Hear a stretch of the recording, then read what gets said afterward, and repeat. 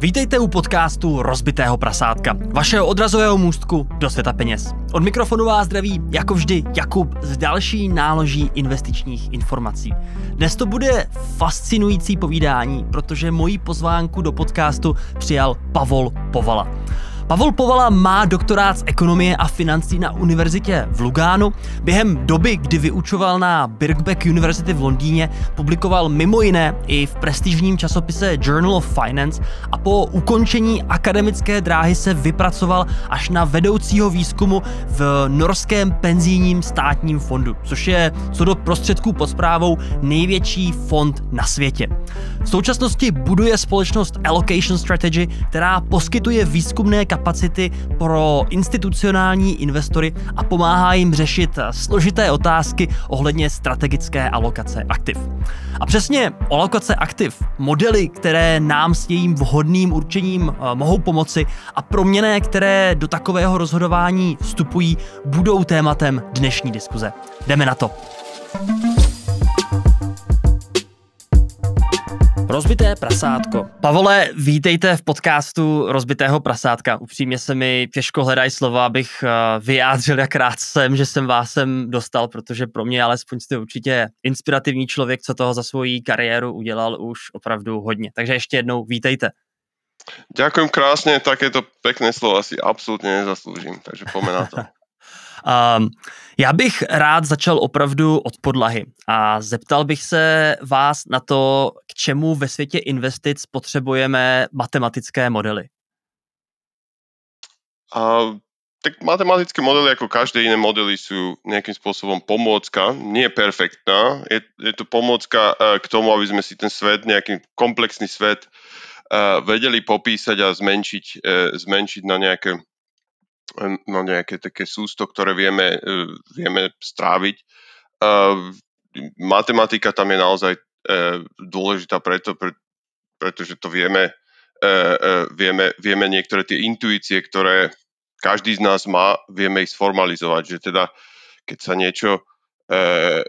sa nejaké aktívum pohybuje viacej a teda má vyššiu volatilitu, už na to potrebujete matematiku, aby ste popísali, že čo je to volatilita, tak asi tá intuícia každého je, že nejakú kompenzáciu by som za to požadoval vyššiu ako za nejaké aktívum, ktoré viem, že sa nehybe, ktorého výnosy, alebo teda cena sa nehybe skoro vôbec. Takže nejakým spôsobom je to naozaj nástroj na popísanie komplexnej reality, zjednodušenie komplexnej reality, tak aby sme si tie jednotlivé aktíva vedeli teda zoradiť a nejakým spôsobom vytvoriť vzťahy medzi nimi. A já si vždycky říkám, že jeden z těch věcí, co se ty matematické modely snaží řešit, je třeba i přiblížit nebo odpovědět investorům na to, jaké budou očekávané budoucí výnosy. A mě by zajímalo, jaké jsou dle vašich zkušeností a vašeho názoru hlavní hnací motory výnosů právě v různých třídách aktiv.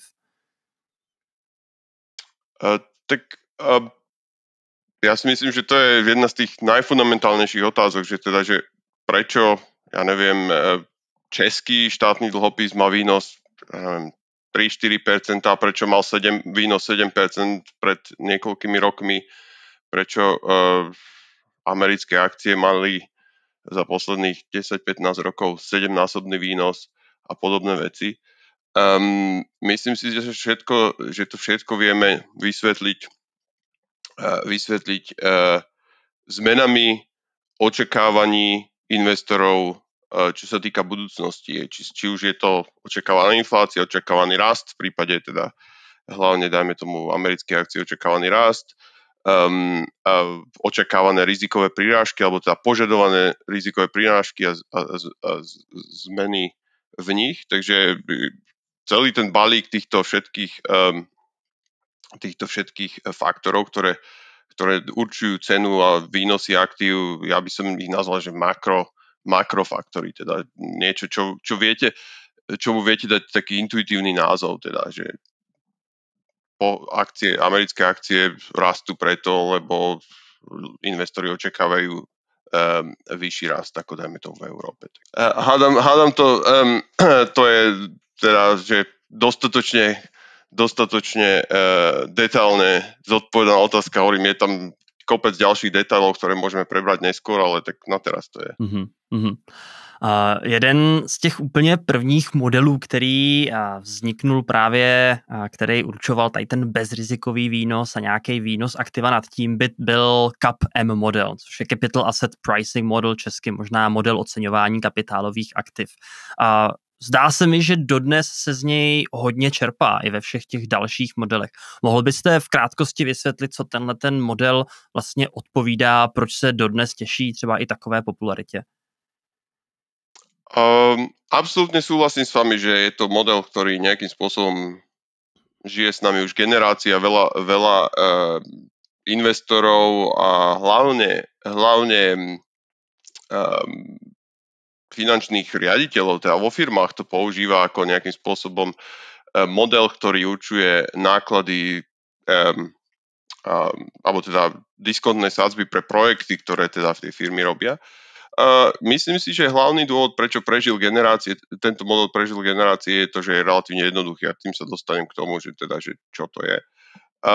Tento model má jeden faktor, tým je trhový výnos a trhové riziko. A teda jednotlivé aktívum, akékoľvek aktívum, jeho riskantnosť alebo rizikovosť sa posudzuje podľa toho, aký má vzťah k tomu faktoru, k tomu trhu. Teda, že ak sa vaša akcia veľmi hýbe s trhom, tak je relatívne riziková. Keď sa vaša akcia alebo dlhopis nehýbe s trhom, tak je relatívne bezriziková. Takže tam to je tá známa beta voči trhu. A hovorím, je to veľmi jednoduchý model, veľmi teda ľahko uchopiteľný pre každého. A ja si myslím, že naozaj v tom je naozaj že v tom je tá jeho životnosť ukrytá, že prežil naozaj veľa generácií. Keď si otvoríte akúkoľvek učebnicu financií, tak je to jedna z prvých vecí, ktoré na vás tam vyskočí. Takže ja si myslím, že hneď sa dostanem aj k tým, teda, že čo ja by som teda kritizoval na tom modeli, a teda sú to hlavne tie predpoklady, ktoré za tým stoja. Napríklad je to teda jednoperiodový model. Čo to znamená? Že bezrizikové aktívum je krátkodobý dlhopis, ktorý je naviazaný na infláciu, teda striktne povedané. No a to je bezrizikové aktívum pre investora, ktorý naozaj žije jednu periódu a potom to všetko skonzumuje, čo teda ten svoj majetok, čo teda nie je, myslím si, že prípad väčšiny investorov, že dajme tomu, keď si sporím na dôchodok, tak moje bezrizikové aktívum je, keď mám horizont 20 rokov, alebo už koľkokoľvek rokov mám do dôchodku, tak bezrizikové aktívum nie je jednoperiodový alebo trojmesačná štátna poukážka naviazaná na infláciu, ale je to štátny dlhopis alebo bezrizikový dlhopis, ktorý má horizont 20 rokov. A teraz, keď ho dáte takýto dlhopis do CAPM modelu, tak vám vyjde z toho, že je veľmi rizikový. Čo je teda problém.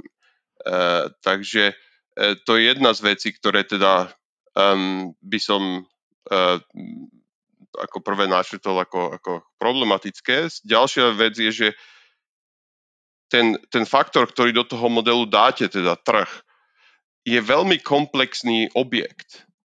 A ja si myslím, že každý z nás je zvedavý, prirodzene zvedavý, a chcel by vedieť viacej, že prečo sa trh, lebo ten model vám povie, no trh išiel o 3% hore alebo dole, alebo o 0,5%. A naozaj, čo je podľa mňa najzaujímavejšie, je rozložiť to, že prečo ten trh išiel o 3% alebo o x% hore alebo dole, s tým, že naozaj tam sa dostaneme k tým makrofaktorom, že teda ten trh, či už teda trh, to je teda v CAPM modeli ten teoretický trh by mal zahŕňať všetky aktíva, ktoré teda sú na svete, čo samozrejme je nerealistická úloha, preto veľa ľudí do toho dá ten nejaký taký široký index, akciový väčšinou.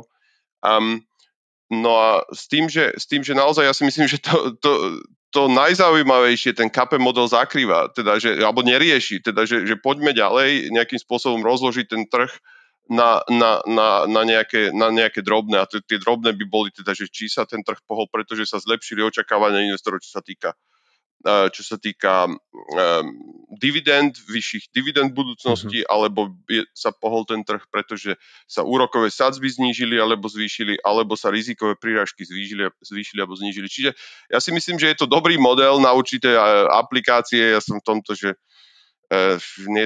nemám nejaké vyhranené názory, že na určité aplikácie je KPM dobrý, aby ste urobili nejaký taký v určitých momentoch, aby ste urobili taký prvý pohľad na vec, ale ako ja si myslím, že všetci sme náročnejší ako to, že sa uspokojiť s tým, že viem, že keď sa trh pohne o x%, moje portfólio sa pohne o y%.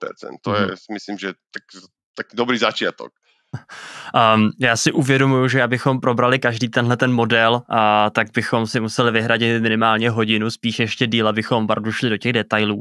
Nicméně od té doby, co ten KPM model vznikl a přišel, tak samozřejmě těch dalších modelů, který se snaží cílit na různé aspekty přesně toho tržního chování, tak s ním se roztrhl pytel. A ať už to byla optimalizace tohohle KPM modelu, iKPM, ale pak i třeba nějaké makroekonomické modely na svých webových stránkách zmiňujete několikrát třeba vektorovou autoregresi, nějaký Gordonův growth model a další. Kdybyste to měl v krátkosti shrnout, jak se to od té doby vyvinulo a kde jsme teď?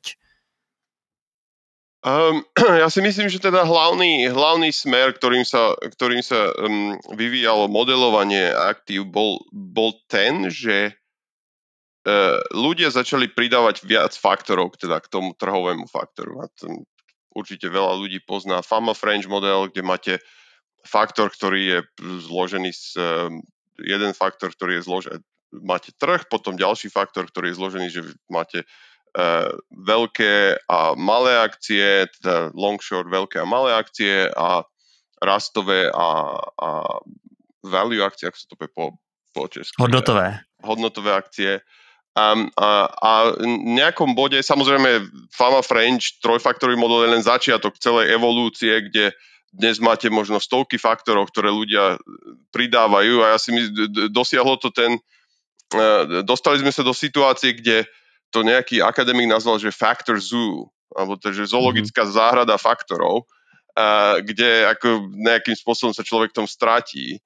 A ja si myslím, že toto je taká slepá ulica nejakým spôsobom, pretože naozaj, že máme teraz veľa faktorov, ale stále tam chýba ten taký tá taká ekonomická intuícia, že stále neviem, keď sa spýtam sám seba, že ako nastaviť portfólio tak, aby som bol ochraný voči inflácii. Tam žiaden z tých faktorov mi nepovie teda, že toto je faktor, ktorý nejakým spôsobom zachytí zmeny v inflačných očakávaniach a teda, že senzitivitu rôznych aktív voči inflačným očakávaniam. Takže ten vývoj je do určitej miery taký, že logicky rozumiem, že keď jeden faktor nefunguje, tak prvá intuícia, ktorú každý z nás má, že poďme ich tam dať viacej, čo je, by som povedal, neprekvapujúce, ale v nejakom bode to dosiahne úroveň, ktorá je neúnosná a sa všetci s tom stratíme. Takže ja si myslím, že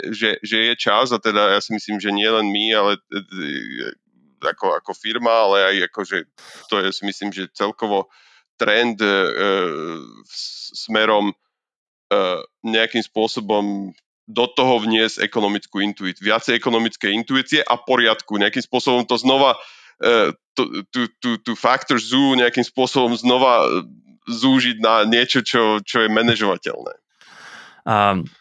Mám radost, že tady zmiňujete Factor Zoo. Já jsem taky na tenhle termín několikrát narazil v podcastu Rational Reminder, který jste říkal na začátku, že vy sám taky posloucháte, z čehož mám velkou radost. Já bych se chtěl zeptat právě na ty další parametry, které vstupují do těch modelů, protože vy jste si založil společnost Allocation Strategy, která do jisté míry se snaží ten problém řešit. A už jste tady řekl termín makrotrendy. Mohl byste vysvětlit, co to takový makrotrend je? Ja by som to definoval následovne, že makrotrendy sú vývoj dlhodobých očakávaní investorov ohľadom inflácie a ekonomického rastu. Teda predstavte si, že potrebuje na oceňovanie aktív, hlavne aktív, ktoré majú dlhú duráciu. Ja neviem, to je aktívum, ktoré vám platí dividendy do nekonečna teoreticky, alebo dlhopisy, keď máte dlhopis so splatnosťou, ja neviem, 10, 20, 30 rokov, vy potrebujete na ich ocenenie, už či implicitne alebo explicitne dlhodobé očakávania týchto základných takých makroveličín, rastu a inflácie. No a z tej definície, ako som hovoril, že dlhodobé očakávania inflačné a rastové, to je tá definícia, prečo sme to nazvali, prečo to voláme, že trend. No pretože tieto dlhodobé očakávania majú taký ten plíživý vývoj, že sa investori veľmi pomaličky aktualizujú svoje očakávania, čo sa týka inflácie a rastu. Uh-huh. Dobrý príklad, sú teda dva dobré príklady. Keď sa pozriete napríklad na vývoj amerických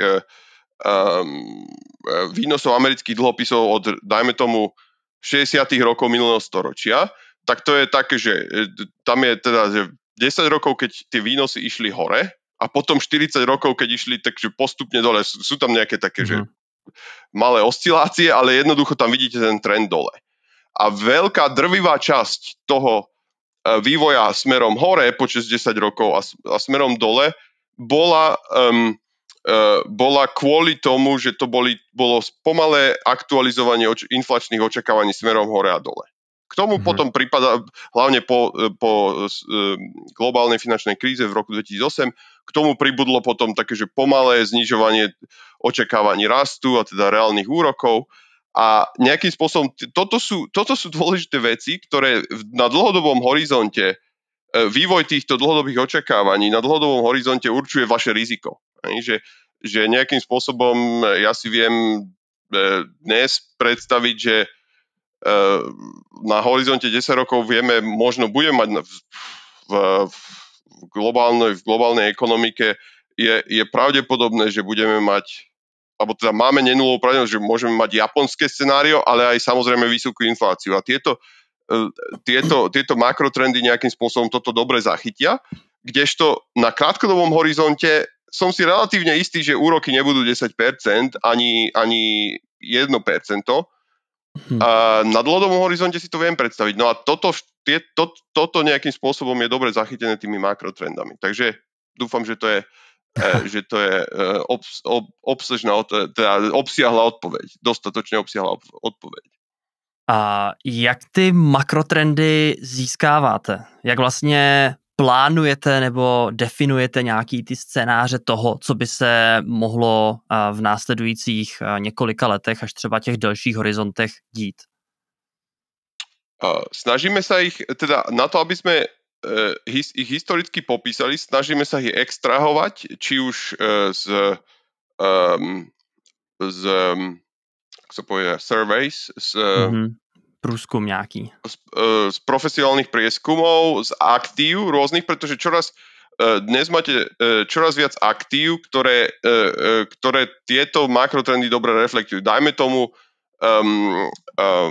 30-ročný inflation swap, alebo aj samotné výnosy štátnych dlhopisov. No a to je teda, že historická časť, že prvý krok je to z historických dát vyextrahovať, aby človek videl, že teda ako to celé videl a vedel študovať vlastnosti týchto trendov. No a potom pre praktické investovanie človek musí tieto trendy nejakým spôsobom vedieť simulovať a teda popísať rozdelenie, teda že všetky možné realizácie toho budúceho sveta. No a to robíme, na to máme relatívne by som to nazval detailný simulačný model, kde simulujeme makro, vrátane teda tie makro premene majú trendy, ktoré samozrejme my predpokladám, že investori nevidia. Oni ich musia extrahovať aj v tom simulačnom modeli. Preto to je jeden z tých hlavných zdrojov, že tie očakávania sa vyvíjajú pomaly, že vy teda nevidíte priamo ten trend, ale musíte sa o ňom učiť. No a to všetko je potom to, čo v reálnom čase vidíte, ako to, čo vy extrahujete z dát, je vlastne základ pre ceny aktív, či už dlhopisy alebo akcie. Čiže je tam relatívne veľa krokov medzi tým, že vidím realizované makro, HDP alebo infláciu a to, čo je v cenách aktív. Takže modelujeme to relatívne, hovorím, relatívne detailne všetky tieto kroky. Jestliže máte ambice se sestavit vlastní investiční portfolio s zastoupením různých tří aktiv, ať už se bavíme o akcích, dluhopisech nebo nějakých jiných alternativních investicích, využít k tomu můžete například službu vlastní strategie u sponzora podcastu společnosti Portu. Začít investovat do vlastně složených investičních strategií můžete ještě dnes na odkazu rozbiteprasátko.cz/Portu. Mě zaujalo, že jste říkal, že spousta těch vstupních parametrů pramení právě třeba z průzkumů, z předpokladů a očekávání investorů. Já jsem nedávno dělal nějaký průzkum na výsledky těch očekávání a dost často se stává, že ty očekávání vlastně vůbec nekorespondují s tím, co se ve skutečnosti stane. Tudíž, že ten rozptyl scénářů je obrovský a že to zachycení té budoucnosti nebývá úplně přesné. Jak s tímhle třeba bojujete, protože očekávání někoho, že půjde inflace nahoru nebo dolů, je sice hezký, ale pak přijde přesně nějaká událost, nějaká černá labuť, jak to definuje Taleb ve svý knize, která to očekávání v podstatě zcela zašlape. Tak keď sa pozeráme na panel teda tých forecasterov, prepáčte, slovenské alebo české slovo. Forecaster je v pohode. Forecasterov, keď sa pozeráte na panel, tak my z nich vždycky zoberieme medián. Že čo je dôležité pre trh, je ten mediánový forecast, pretože určite tam je rozptyl a vždycky je aj bez toho, aby bol nejaký extrémny šok, je tam vždy nejaký rozptyl. A čo je pre trh dôležité, je naozaj ten mediánový forecaster. A s tým, že čo sa týka tých dlhodobých očakávaní, ešte spomeniem ďalší príklad, ktorý je podľa mňa taký, že z blízkej minulosti. Keď sa pozriete na vysokú infláciu posledných, 3-4 rokov, inflácia dosahovala, teda realizovaná inflácia dosahovala dvojciferné čísla viac menej všade vo svete. Ale dlhodobé očakávania sa skoro nepohli. Dlhodobé inflačné očakávania, či už sa pozriete nie len na surveys, ale dajme tomu aj na inflačné deriváty a aj samotné dlhopisy. Tie 10-ročný dlhopis nikde v žiadnej krajine nešiel na úroveň, ktorú by diktovala, dajme tomu, realizovaná dvojciferná inflácia. Čiže to chcem povedať, že aj tie veľké šoky, ktoré zažívame na krátkodobom horizonte, sa nepretavujú automaticky do tých dlhodobých očakávaní. A tie dobré popísanie tých dlhodobých očakávaní, aj keď sú nejaké šoky, aj keď niektorý z tých forecasterov má nejaký extrémnu predikciu, keď si zoberiete ten medián, z toho vám vidie, že naozaj tam je ten taký trendový vývoj, ktorý akože prežije rôzne šoky a nehybe sa nejak extrémne. A jak v takových modelech vůbec balancujete mezi tím, co jsou historická data, tedy co už máme zaznamenaný v historii, ve výnosech, versus to, co je vlastně budoucí očekávání? To je výborná otázka. Čo sa snažíme z histórie vyčítať je naozaj pochopiť štruktúru, ako investori oceňujú aktíva v každom bode. rozdiel, ako vrátim sa k tomu KPM modelu, že dôležité je pre nás, ten dôležitý krok pri historických dátach je rozbiť výnos trhu, či už je to akciový trh, či už je to dlhopisový trh, alebo s korporátnymi dlhopismi, to akékoľvek aktívum, rozbiť tie výnosy na zmeny v očakávaniach ohľadom rôznych tých fundamentálnych faktorov, teda, že prečo sa v roku 2008, v oktobri 2008, prečo bol výnos toľko a toľko, čo ho pohlo, ako tie očakávania, historické očakávania, ako ho vplyvňovali. A teraz, čiže z tých historických dát chceme vyčítať to, ako investori akým spôsobom menia očakávania a požadované prírážky a potom to preniesť intuitívne do budúcnosti v rámci, že to, čo sa tam naučíme v tých historických dátach, tú štruktúru preniesť do budúcnosti tým, že ju dáme do simulačného modelu. Že my to, čo vie, tú históriu kvázi pretavíme do budúcnosti pomocou simulácií. Tým, že tú štruktúru, ktorá by mala byť nemenná, že zachováme tá istá štruktúra, ktorú máme v 2008, 2020, tu dáme aj do budúcnosti. Len ju naplníme inými šokmi. Já mám strašně rád citát, že predikovat budoucnost na základě historických výnosů není perfektní, ale historie je vlastně tím jediným, co předpovídáním pro budoucnost máme. Vy mi teda v podstatě kontrujete přesně tím, že máme nějaký makroočekávání, což je super. A kdybych měl uvést konkrétní příklad, tak jaký je problém s tvrzením, jako třeba to, že řeknu, že akcie amerických vlastně korporátů, takže nějaký S&P 500 má nějaký očekávaný výnos 8%, protože historicky to byl ten výnos, který jsme z amerických akcí mohli vidět.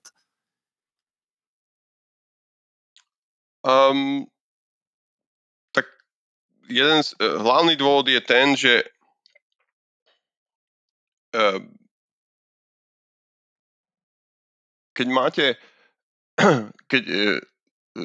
keď máte výnos, ktorý je tých 8%, keď si ho rozložíte na nejaké také, že keď si ho zase rozbijete na tie také, že makrofaktory, tak realistický, otázka je, že čo je taký, že realistický výnos vzhľadom na parametre, dajme tomu, americkej ekonomiky alebo svetovej ekonomiky. Ten výnos 8% je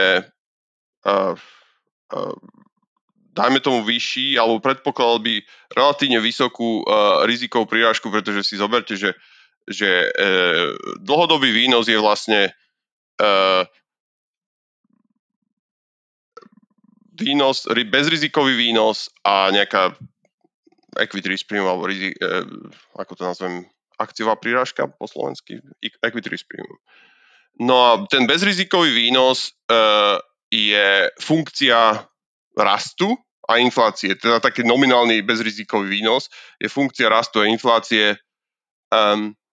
Dajme tomu dlhodobé očakávania v US sú 2% inflácia, 2% rast, to máte 4%.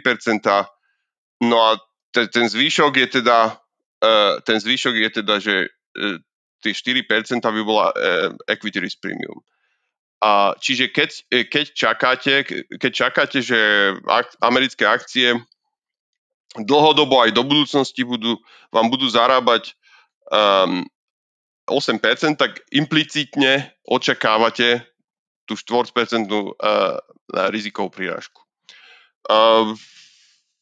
Podľa mňa je to, akože môže sa to stať, ale hovorím, že ja si myslím, že to, čo zase, keď sa pozriem na dnešné ceny, tá implikovaná riziková prírážka v amerických akciách je blízka nule. Minimálne teda, že keď si zoberiem dnešný, ja neviem, a teraz hovorím špecificky o S&P 500, keď si pozriem to, čo je tam nacenené, a teda aspoň minimálne podľa toho, čo náš model by teda nejakým spôsobom vyprodukoval, tak je blízka nule. Čiže ten môj nesúhlas sa zúži na to, že či si myslíme, že kompenzácia do budúcna je 0 alebo 4%. Mm-hmm. Je to vlastně docela koresponduje i s tím, co třeba predikují nějaký největší ratingové agentury nebo i nějaký investiční společnosti. Vanguard má, tuším, nominální výnos právě amerického large capu stanovený asi na 3 nebo na 4% po dobu dalších 10 let, což je teda výrazně pod tím, na co jsme byli zvyklí za posledních právě od té velké finanční krize v roce 2008. A mě by ještě zajímalo, jak do tohle všeho vstupují nějaký behaviorální parametry, tedy to, jak se vlastně lidi chovají na tom trhu a třeba i skrz nějakou iracionalitu, chceme-li to tak nazvat, stále navyšují právě nějaké ty ceny, což potom snižuje to budoucí prémium, nebo to očekávané budoucí prémium. Ja som v tomto, že teda ja mám veľký rešpekt pred tým, že aké je ťažké investovať, teda ako investor, keď musíte robiť rozhodnutia v reálnom čase. Preto teraz, že to, čo veľa ľudí by pomenovalo ako behaviorálne, teda nejaké anomálie, ja mám tendenciu to zakategorizovať do takého, že historické dáta versus investovanie v reálnom čase. Mm-hmm. Ja keď si zoberiem historické dáta a pozriem sa na a teraz začnem robiť analýzu a teda, že snažiť sa nájsť nejaké predikovateľné anomálie, ja ich tam, každý z nás, predpokladám, ich nájde veľa. V historických dátach. Ale to je, všetci z nás, keď toto cvičenie robíme, máme benefit of hindsight. Masívny benefit of hindsight. Takže ja si myslím, že veľkú časť toho, čo by sme pomenovali behaviorálne teda anomálie, viem dať do tejto kategórie. Že preto si myslím, že je veľmi, veľmi by som bol opatrný, čo sa týka pri analýze historických dát a teda hľadaní nejakých anomálií. Teraz priamo k vašej otázke. Myslím si, že vieme, keď sa vrátim k tomu, že či viem teraz ex ante v reálnom čase povedať, že je na trhu nejaká iracionalita. Sú prípady, keď možno teraz je jeden z nich v akciách, keď máte nejaké indície, že nejakým spôsobom je prílišná eufória. Dajme tomu podobný príklad je dlhopisy v roku 2020. Mm-hmm. Ako keď vám 10-ročný štátny dlhopis americký má výnos 0,5%, pri ekonomických parametroch, ktoré boli vtedy na stole, tak tiež podľa mňa je tam priestor na nejaké anomálie, ale hovorím, snažím sa tú analýzu, preto som spomenul tie historické dáta alebo teda takú tú, že opatrnosť pri analýze historických dát, pretože toto, o čom hovorím, sa snažím hovoriť, že toto viem identifikovať real time. Že tým 2020 som spomenul pretože som to je jedna z vecí, ktoré som aktívne investoval. Že som si v reálnom čase povedal, toto nedáva zmysel. V mojom dôchodkovom portfóliu nechcem mať dlhopisy.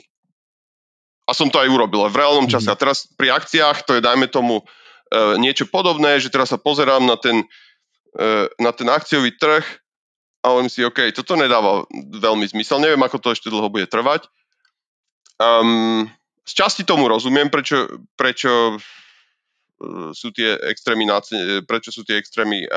reflektované, ale aj v reálnom čase to, aspoň mne to nedáva až tak zmysel. Takže hovorím, je tam dôležité to, že baviť sa o tom, že v tom nie na základe nejakých historických analýz, ale že robí to v reálnom čase. Dúfam, že to dáva zmysel. A jak takovéhle analýzy vstupují do skutečné tvorby portfolia pro třeba i retailové investory nebo institucionální investory, kterým třeba vy pomáháte? Ja vám poviem, príklad ešte, keď som bol v norskom fonde, štátnom fonde, tak predstavte si, že je marec 2020 a trh sa prepadol 30% a vy potrebujete urobiť relatívne jednoduchú takú, že ako sa to nazýva back of the envelope analýzu, že prečo ten trh spadlo 30% a čo to znamená. A mám teraz dokúpiť akcie alebo ešte ich predať predtým, ako to pôjde ešte ďalej. Ešte viac dole. A tá jednoduchá analýza spočívala v tom, že čo 30% pokles indikuje a čo to implikuje pre, dajme tomu, že pre budúcnosť výnosov a dividend. Ten 30% pokles indikuje to, že keby to bolo čisto o tom, že sa precenili očakávania tzv. Cash flows, že dividend, tak to znamenalo, že by ste museli, že implicitne investori očakávajú, že dajme tomu S&P 500 nebude platiť žiadne dividendy najbližších, 20 rokov. Alebo niečo podobné. Čiže keď si urobíte jednoduchý discounted cash flow model, na základe tých ako to ja nazývam forward-looking dát, tak veľmi rýchlo by ste zistili, že to je nezmysel. Že tam jednoducho hrajú veľkú... Buď veríte tomu, že najbližších 20 rokov S&P 500 nebude platiť dividendy, čo je že koniec sveta efektívne. Žiadne dividendy teraz podotýkam, že buď veríte, že je koniec sveta, alebo veríte to, že tie rizikové prirážky sú na extrémnych úrovniach a očakávané výnosy sú extrémne atraktívne. A túto analýzu treba urobiť, to je pol dňa, doslova teraz opisujem situáciu, že zoberete si všetky, ale na to potrebujete forward-looking data, dividend deriváty, opcie a podobné veci, aby ste si vedeli urobiť nejakým spôsobom lebo to sú dáta, ktoré v reálnom čase indikujú, čo investori očakávajú. Lebo tam historicky čakať na ďalší kvartálny release HDP a inflácie to bol nezmysel. Tam potrebujete rýchle a tie forward-looking data urobiť rýchle rozhodnutie, conclusion, alebo teda výsledok toho jednoduchého modelu bol, že teda investori panikária a rizikové prírážky sú extrémne vysoké a treba kúpiť všetky akcie, ktoré sa dá. Takže to je teda aspoň teda jeden príklad, ktorý... A teraz opisujem extrémny príklad, ako naschvál opisujem extrémny príklad. Mimo 2020. je to oveľa viac nuanced, že človek musí hľadať nejakým spôsobom, mať relatívne precízne modelovanie a hľadať také tie menšie príležitosti na trhu, čo sa týka hlavne teda nie len v akciách, ale dajme tomu aj čo sa týka štátnych dlhopisov. Posledných 5 rokov bol veľmi zaujímavých, čo sa týka monetárnej politiky a to, ako sa očakávania menia. Takže aj sú podobné príležitosti aj vo fixed income. Mm-hmm. Jak tohle všechno vstupuje do té teorie ohledně tvorby portfolia? Především s ohledem na to, že v osobních financích a tady pro ty do-it-yourself investory, ostatně jako jsem i já, často pracujeme s nějakým modelem teoretického portfolia. Typicky třeba 60-40, 60 akcie, 40% dluhopisy. A celkově tady ty návrhy alokace tříd aktiv jsou strašně oblíbený, protože si vždycky díváme do historie, díváme se, jak reagovali v různých tržních scénářích a samozřejmě je to jednoduché vlastně dát dohromady. Jak by ta teorie, kterou vy tady zmiňujete ohledně makrotrendů, ohledně nějakého forward-looking scénáře nebo očekávání, vstoupila právě do téhleté v vozovkách jednoduché tvorby portfolia? Tak v prvom rade ja si myslím, že to, čo je nemenné, na čom sa absolútne všetci zhodnú, je, že je dobré diverzifikovať a teda, že široko diverzifikovať a platiť čím nižšie poplatky. Takže to dáme na bok, lebo na tom sa všetci zhodneme. A teraz konkrétne k alokácii. Ja si myslím, že prvá vec, nad ktorou by som sa zamyslel, tam je nejaká taká hierarchia, že nad ktorou by som sa zamyslel, že čo je účel toho portfólia. Naozaj, že hlboko by som sa zamyslel nad tým, že čo vlastne od toho chcem a čo je cieľ. Ja to mám minimálne, ja vám poviem teda, že ako to ja robím, ja som tiež v určitom zmysle som tiež do-it-yourself investor, pretože mám nejaké osobné portfólio, no a ja si to rozdelím do takých nejakých škatuliek, teda, že mám nejaké penzíne portfólio, mám nejaké portfólio, z ktorého musím financovať túto firmu, mám nejaké portfólio, ktoré akože nejakým spôsobom je dlhodobejšie a každé to portfólio, alebo každá tá kategória má nejaký účel. A teda nejakým spôsobom od toho sa potom odvíja tá alokácia. Že taká, že one size fits all, ja som nie veľký fanúšik toho, lebo tá alokácia je úplne iná pre moje penzíne portfólio, ako je pre portfólio, ktoré možno budem potrebovať najbližší rok, 2, 3. Takže to je prvá vec. Že čo je naozaj ten účel, či sporím pre dieťa na vysokú školu, alebo na penziu, alebo na prvú teda tú takú down payment na bývanie a tam potom tá prvá páka, ktorá akože, alebo tá prvý parameter, na ktorý sa pozeráme, že aké riskantné je to portfólio. Teda, že keď chcem safe, alebo teda keď chcem bezrizikové aktívum, to tiež sa bude odvíjať od toho, čo je ten účel, ako sme sa už bavili, že na môj dôchodok, dajme tomu, to bezrizikové aktívum je, a teraz to aj tak vyzerá v mojom portfóliu, je naozaj dlhodobé dlhopisy naviazané na infláciu. Štátne dlhopisy naviazané na infláciu. Takže potom v každom tom portfóliu alebo kategórii mám nejakým spôsobom určené, že bezrizikové aktívum, ktoré a koľko percent toho bezrizikového aktíva chcem mať v portfóliu. Dajme tomu, vrátim sa k tomu 2020. Vtedy som mal 0% bezrizikových aktív, pretože to na cene nedávalo zmysel. Teraz ich mám viacej, teraz dajme tomu, mám 30%. Teraz zhruba, hovorím tie čísla zhruba. To je teda druhý krok. Tretí krok podľa mňa je o tom, že čo je teda najširšie diverzifikované rizikové portfólio.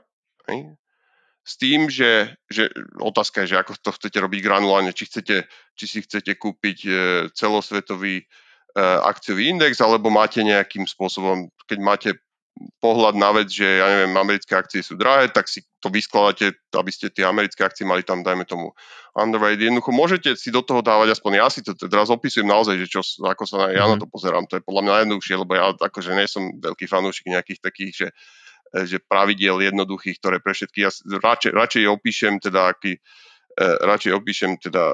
nejakým spôsobom postup, akým rozmýšľam. Keď tie trhy sledujete, tak predpokladám, že máte nejaký pohľad na to, že čo je atraktívne a čo je menej atraktívne. My teda v rámci allocation strategy, jeden z teda produktov, ktoré čoskoro v rámci dní a týždňov, na neskôr týždňov spustíme, sú tzv. Capital Market Assumptions, že teda investori dostanú skrz portál, dostanú kompletný list aktív a ich očakávané výnosy na krátko až dlhodobom horizonte od 1 roka až do 3 a takisto forward-looking rizikové hodnotenie. Takže to je potom ten posledný krok, že si vyskladám tú rizikovú časť podľa toho, kde vidím atraktívne atraktívne príležitosti, ale s tým, že to je naozaj také, že veľmi diverzifikované stále. Len hovorím, posúvate, ja neviem, že namiesto toho, aby americké akcie, keď máte pohľad na vec, že americké akcie sú príliš drahé, tak namiesto 60% váhy majú 40 alebo niečo podobné. Teraz hovorím za seba. A s tým, že tieto zmeny minimálne v tom penzínom portfóliu, ja ich nerobím často. Že naozaj, že obchodovanie a zmeny v portfóliu sú nákladné a nejakým spôsobom sa to kumuluje v dlhodobom horizonte, keď robíte veľa zmien. Takže dúfam, že to nejakým spôsobom celé dáva zmysel. A měl byste třeba doporučení pro investory, kteří jsou, řekněme, v první fázi svých investičních kariér a řekněme, že opravdu mluvíme o té její penzijní složce, o té složce, kterou si teda budují po dobu 20, 30, 40 let, na to, jakým způsobem to složit, takové portfolio, aby bylo pokud možno co nejvíce bezobsluhové?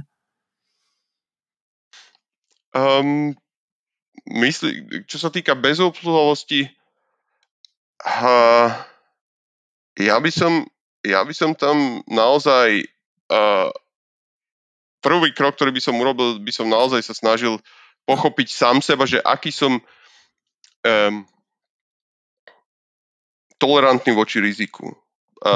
Teda, že, a to je také, že jedno rozhodnutie na začiatku, že teda, že do akej miery som ochotný alebo teda schopný znášať riziko na tom dlhodobom horizonte v zmysle, že keď dám 100% svojich úspor na dôchodok do akcií a zobudím sa o 20 rokov a budem mať reálny výnos, ktorý je negatívny, lebo to sa môže stať. Keď som s tým OK, tak by som dal veľkú časť do akcií a nehal by som to tam. Pokiaľ s tým človek nie je fajn, tak určite by nejakým spôsobom mal mať nejaké dlhodobé inflation-linked bonds, ktoré samozrejme toto prekvapenie neprinesú, pretože keď máte dnes, keď si kúpite dlhodobé štátne dlhopisy, dajme tomu britské, s výnosom, ktorý viem, že ja neviem, skoro 2% reálne, a viem, že je to naviazané na infláciu, tak jednoducho vy sa nezobudíte o tých 20 rokov s tým, že máte negatívny reálny výnos, ale budete ho mať presne ten, ktorý dnes očakávate. Takže toto je prvé cvičenie, ktoré si myslím, že by si človek mal urobiť a že teda koľko percent dať do tých dlhodobých inflation-linked bonds versus akcie a potom to nehať plávať. Jak se vlastně jinak, jaký máte názor na sestavování takhle portfolií pomocí jednoduchých ETF fondů? Jsou přece jenom nějaký kritici ve světě investic, kteří třeba nejsou velkými fanoušky a opět se tady pořád odvíjí nějaká diskuze aktivní, pasivní. Za mě jsou ETF fondy a to, co nabízejí, úžasným nástrojem a vlastně by mě zajímalo, jak se na to tváříte vy vlastně v kontextu toho, že si díky 2-3 ETF fondům dokáže v podstatě každý vytvořit celkem robustní, dobře diverzifikované portfolio, který zahrnuje několik tříd aktiv, obrovskou diverzifikaci a tak. Ja som fanúšik akýchkoľvek inovácií, ktoré nejakým spôsobom zjednodušujú a demokratizujú investovanie. Bez diskusie. A ETF-ka sú jedným z nich. S tým, že ja rozumiem teda, že tá diskusia, nekonečná diskusia, aktívne, pasívne investovanie tá bude nekonečná vždycky, s tým, že naozaj jedna z najlepších, teda jedna z najdôležitejších inovácií vo financiách bolo to, že to investovanie sa stáva prístupnejším pre širšiu časť verejnosti. No a tam možno vy ma viete nejakým spôsobom usmerniť, že čo ľudia vidia ako problém s ETF-kami. Do toho se radši nebudu dneska zabřehávat, samozřejmě nějaké takovéhle kritické názory jsou. Ale jsem rád, že se na tomhle shodneme, já to vnímám vlastně velmi, velmi obdobně a je úžasný, že si může i typický český nebo evropský investor koupit úžasnou expozici na nejenom na tady ten globální celý svět akcí, ale přesně aplikovat i nějaké konkrétní sofistikované strategie, který před 20 lety občas měli problém se strojit i institucionální investoři. A to mi připadá úžasný. Já bych měl ještě otázku, jak se může typický investor inspirovat tím, jak je třeba veden, nebo byl veden i pod vaší taktovkou do velké míry institucionální norský penzijní fond. Co si z toho může typický investor odnést? Ja si myslím, že najdôležitejšie to, čo sme už spomenuli, že nad každou zmenou v portfóliu sa hlboko zamyslíte, čiže nerobíte také tie rýchle rozhodnutia. Veľmi, veľmi si dávate pozor na náklady, aby som teda pre kontext. Náklady na manažovanie celého fondu boli niekde medzi 3 až 5 bazickými bodmi. A z toho sa, ako samozrejme, to je nedosiahnutelný extrém pre normálnych investorov, pretože keď sa rozpočítavajú fixné náklady na skoro 2 trilióny dolárov aktív, tak je to myslím si, že relatívne jednoduché dosiahnuť, ale ako bol tam obrovský dôraz na náklady, teda, že celé to musí byť relatívne, to portfólio bolo neexotické, každé rozhodnutie relatívne dlho a teda dobre premyslené a s tým to bolo moja denná náplň, tie také väčšie rozhodnutia nejakým spôsobom dobre uchopiť, nad nimi sa zamyslieť sa aj nad tým, ako to zexekuovať, pretože to bolo pri tej veľkosti aj to dôležité, že keď vy si môžete povedať, že zmením podiel akcií zo 60 na 70, to je jedna z vecí, pri ktorej som bol, lenže keď to portfólio je 1,5 trilióna, tak tá zmena zo 60 na 70 musí byť exekuovaná počas rokov, nie dní, pretože by ste boli najväčší účastník trhu počas veľa dní. Takže naozaj to investovanie nejakým spôsobom by malo byť také relatívne nudné. Takže nudné bez toho, aby tam robil niekto obrovské stavky na to, že čo sa stane s Teslou, čo sa stane s neviem kým. Náklady, neexotické veci, skoro žiadne deriváty. Jednoducho také, že ako by to nazvali? Common sense. Common sense investing. Myslíte si, že má drobný investor nějakou zásadní výhodu oproti právě třeba takovému kolosu, jako je norský penzijní fond? Určite. Ako som už spomínal, jedno z nich je to, že vy nemusíte meniť svoj podiel akcií z 60 na 70 počas 2 rokov, ale viete to robiť počas 2 sekúnd. A čiže to je taká agilita, alebo ako sa to dá nazvať, takže, že to je, ten fond je super tanker. Akože, a to teraz nielen v tom zmysle, že veľkosť, ale aj čo sa týka rozhodovacích procesov. Vy keď ste takýto fond v demokratickom štáte, v demokratickej krajine, tak sa zodpovedáte politikom. A každé väčšie rozhodnutie musíte diskutovať minimálne s ministerstvom financií. Alebo keď je najväčší aj v parlamente. Predstavte si, že v parlamente by sa diskutoval Fama French model. Alebo teda niečo podobné. Takže a to trvá. Čiže naozaj, že tie procesy sú relatívne pomalé a je to také, že je to napojené relatívne, je to taká, že pomedzie verejného sektora a privátneho sektora, čo je zaujímavé, je to veľmi zaujímavé, ale teda je to, myslím si, že taký, že extra záťaž voči, ja neviem, porovnaní s investorom, ktorý má svoje portfólio a robí si s tým to, čo uzná za vhodné. A ještě by mě zajímalo, jak pružně nebo jak vlastně celkově reaguje takovýhle fond, s kterým teda máte vy zkušenost na nějaké, ať už právě nějaké akademické závěry, přesně to, jakým způsobem přistupovat k tvorbě portfolia, jak obchodovat a tak dále, až přesně po ty forecasty, které jste třeba vygenerovali.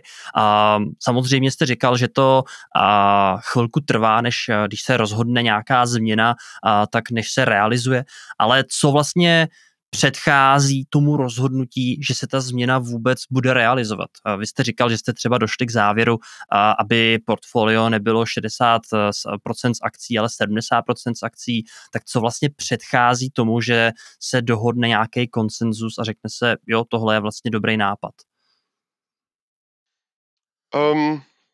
Tak vždycky je tam nejaký proces. Napríklad v tomto konkrétnom prípade je to o tom, že vy si poviete, že tú takú strategickú alokáciu chcete každých 10 rokov prehodnotiť, alebo každých 5 rokov. Že máte nejaké pravidelné cykly a pozriete sa na na určité rozhodnutie sa pozeráte v tých cykloch, teda, že čo sa zmenilo vo svete, ako sa, a kladiete si otázky, čo sa zmenilo vo svete, vo finančnom, teda, čo sa týka finančných trhov. Ďalšia otázka je, čo sa zmenilo v krajine, teda, a to, keď sa to prenesiem aj na osobnú rovinu, že teda, keď hodnotíte podiel akcií, tak ako každých 10 rokov, tak o 10 rokov budete o 10 rokov starší a teda máte kratší horizont a podobne, čiže to má potenciálne vplyv na to, že koľko akcií chcete vlastniť. V prípade Norska to bolo o tom, že predstavte si, že celý ten fond je jednoducho jeden veľký transfer nediversifikovaného aktíva, teda ropy, do diverzifikovaného portfólia. Čiže to bolo to, že vyťažíte ropu, z toho si niečo ušetríte a dáte to do fondu. Čiže keď sa o 10 rokov posuniete v čase, tak každých 10 rokov máte menej toho nediverzifikovaného aktíva a máte čoraz viac toho diverzifikovaného. Čiže keď si zoberiete to celkové riziko, že keď ste mali veľa volatilného aktíva v zemi, tej ropy a relatívne málo finančných aktív, tak máte relatívne vysoké riziko a podiel akcií by mal byť relatívne nízky, pretože máte veľa rizika v rope. No a keď sa to od tých 10 rokov, keď tej ropy je menej, a teda o ďalších 10 rokov bude ešte menej, alebo teda už tých výnosov bude menej, tak jednoducho vy viete znášať vyššie akciové riziko, pretože máte menej toho rizikového aktíva. Takže nejakým spôsobom to je tiež faktor, také tie, nazval by som to background risk. Každý z nás má nejaký background risk, teda že máme nejakú prácu, pracujeme v nejakom sektore, prácu môžeme stratiť a podobne. No a ten ďalší faktor bol ten, že čo je vlastne úloha, vrátim sa k tomu, čo sme diskutovali predtým, čo je vlastne úloha toho fondu. Jedno z toho úloh fondu je financovať rozpočet. Predstavte si, že 30% rozpočtu Norska je financované z toho fondu. Čiže vy sa musíte pozerať aj pri tom, že ako investujete na to, že aby ste vedeli vláde dodať 30% rozpočtu štátneho každý rok. Takže tieto faktory do toho vždycky vstupujú a musíte ich nejakým spôsobom zachytiť v tom svojom modeli, aby ste potom z toho mali nejakú alokáciu, ktorá dáva zmysel. Vrátim sa krátko ešte k tomu, že aký je proces. Ten proces je pravidelný, potom teda bol interný výskumný tím, ktorý teda som viedol, a ktorý sa na tom podielal, spolupracujete úzko s ministerstvom financií, zavoláte si externých expertov, od akademikov po finančníkov. Je to taký, že dlhodobý, relatívne dlhý proces, ja neviem, rok, taký, že budovanie konsenzu a sa pozriete na ten problém z rôznych strán, lebo to je veľké rozhodnutie, ktoré nechcete potom, že urobíte to rozhodnutie a potom o rok ho chcete zmeniť. To je veľké rozhodnutie, ktoré chcete naozaj urobiť po takej, že deliberation, ako by som to nazval. Takže toľko. Mně se líbí vaše odpověď a vlastně to byl i důvod, proč se ptám, protože tam zazněly důležité věci, jako že tam je nějaký proces, je tam nějaký plán, za kterým se schovávají ty jednotlivé kroky, kdy vlastně v nějakých pravidelných intervalech přemýšlíte o tom, jak to třeba vést. A taky se mi strašně líbilo, že jste zmínil právě tu proměnou toho lidského kapitálu, jak já bych to třeba nazval, tedy to, kolik vlastně člověk ještě má vlastně času na generování nějakého bohatství. Takže za mě fakt skvělý. A já se zeptám na poslední otázku, než půjdeme do takové té neveřejné osobnější části.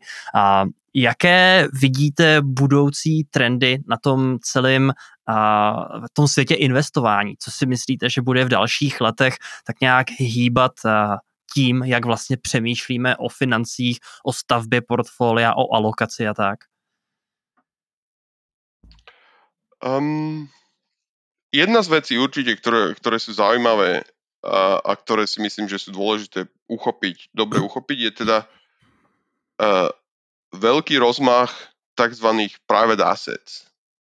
Že teda, keď sa pozriete na ten trh, čo sú také tie, hlavne teda akciový trh, je čoraz menej IPOs, veľa firiem sa vie financovať na privátnom, teda bez toho, aby išli na burzu.